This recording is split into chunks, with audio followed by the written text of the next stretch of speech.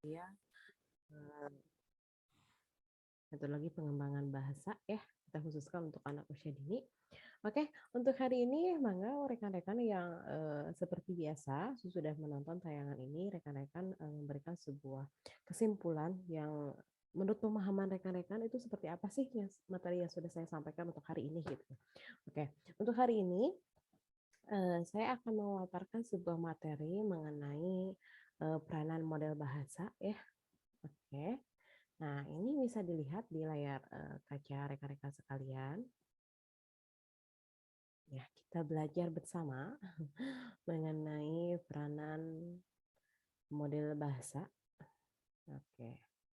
Yang pertama itu adalah sebagai tester.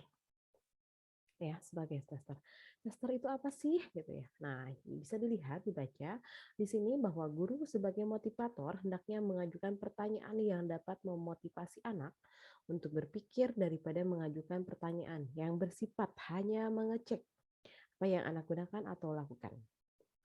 Ya, maksud diktator di sini adalah guru harus bisa memotivasi anak, membuat anak semangat gitu kan dalam sebuah kegiatan dalam mengajukan pertanyaan gitu.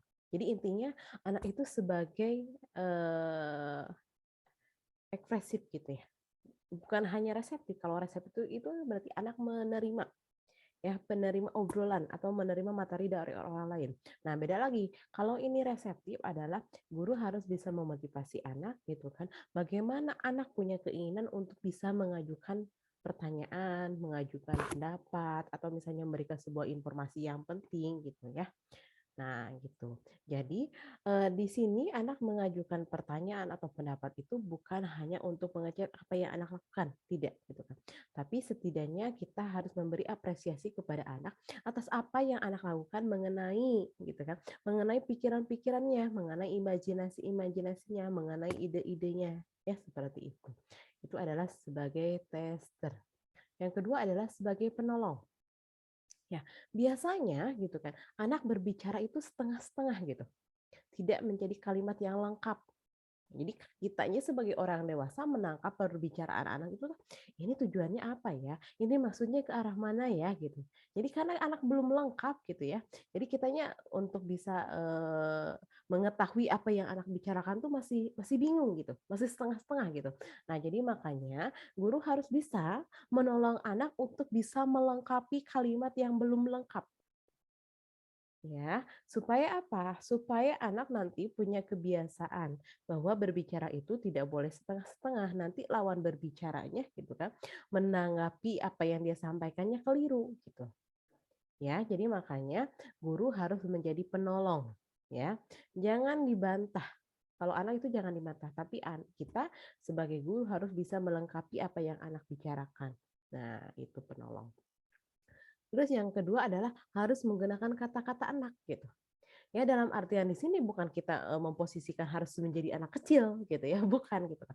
Tapi setidaknya kita harus bisa memposisikan kalau misalnya kita berbicara dengan anak-anak, logat, intonasi gitu kan, ritmenya harus kayak gimana sih gitu. Ya seperti itu. Atau misalnya kita jadi guru PAUD nih, bukan berarti sikap kita menjadi kanak-kanak, bukan gitu kan. Tapi gestur kita, misalnya metode kita gitu kan, intonasi kita, pantomim kita harus menyerupai anak-anak supaya apa gitu kan. Supaya tidak ada batasan antara guru dan anak, saling rangkul gitu kan. Nah, sama di sini juga harus menggunakan kata-kata anak. Jangan sampai menggunakan kata-kata formal ya, kata-kata yang diplomatis gitu. Enggak ya. Jadi supaya anak pun gitu kan lebih percaya diri untuk bisa mengungkapkan perasaannya kepada kita gitu. Apa yang dia pikirkan, kendalanya apa gitu ya. Menggunakan kata-kata anak. Ya, terus kita juga harus mengingatkan kesukaan anak gitu. Anak sukanya apa sih gitu kan. Jadi kalau misalnya anak sudah tahu, oh ibu guru bertanya ya, berarti kita harus jawab gitu. Anaknya seperti itu. Atau misalnya, oh ibu guru mau bercerita ya, berarti kita juga harus menimpali berceritanya kayak gimana nah, gitu ya. Jadi biasanya kalau misalnya kita sudah bertanya ke anak, adek sukanya es krim rasa apa ya gitu. Kalau kita sudah menyentuh ranah anak gitu kan, anak pun akan berusaha gitu kan untuk memberikan respon balik kepada kita gitu. Nah, gitu. Terus selanjutnya adalah mengoreksi kesalahan tata bahasa dan kata-kata. Jadi kalau misalnya tadi mensupport, menstimulus gitu ya. Nah, kalau ini kita juga harus bisa mengoreksi apa yang anak sampaikan tidak semuanya benar gitu kan. Apalagi anak-anak kan biasanya terpengaruh oleh lingkungan. Lingkungan semuanya masuk gitu ya. Bahasa yang baik, bahasa yang tidak baik, bahasa yang kotor gitu. Nah, jadi makanya kita harus bisa mengoreksi gitu ya. Harus bisa mengkoreksi apa yang anak sampaikan. Tidak boleh misalnya anak mengucapkan kata-kata yang tidak baik, tapi ternyata kitanya iya, oke lanjutkan, nggak bisa kayak gitu. Jadi kalau misalnya kita sudah menerima anak bahasanya seperti itu, nanti akan menjadi sebuah kebiasaan gitu ya. Oke, jadi selanjutnya bisa kita sebentar ya. Nah, ini ya, peranan model bahasa yang pertama itu adalah sebagai tester.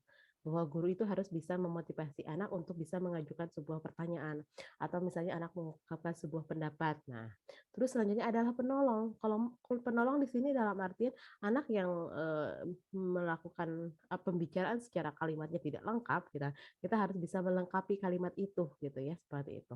Menggunakan kata-kata anak, iya, kita tidak boleh menggunakan kata-kata yang terlalu formal, terlalu diplomatik, tapi kita harus memposisikan kita berbicara dengan anak-anak bahasa yang paling dimengerti, simpel, untuk anak-anak itu bagaimana sih gitu ya, seperti itu. Terus mengingatkan kesukaan anak. Kalau misalnya kita sudah menyentuh ranah kesukaan anak gitu kan, anak pun akan berusaha untuk menerima respon balik kita.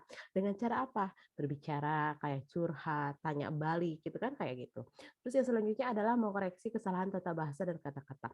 Jadi biasanya anak bermain itu tidak semuanya bahasa yang dia terima itu adalah kalimat positif ya. Jadi makanya kita harus bisa memilah, mengoreksi tata bahasa dan kata-kata yang anak ucapkan itu kan kita arahkan menuju bahasa-bahasa yang baik dan positif. Nah, gitu ya. Itu adalah peranan model bahasa.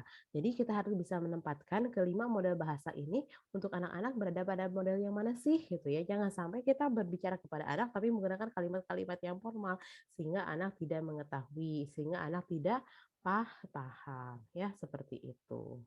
Oke, untuk hari ini mengenai materi peranan model bahasa, saya anggap ya, rekan-rekan sudah paham ya. Kalau misalnya tidak paham, maka boleh mengajukan sebuah pertanyaan di kolom komentar. Oke, selamat pagi semuanya. Terima kasih ya. Assalamualaikum warahmatullahi wabarakatuh.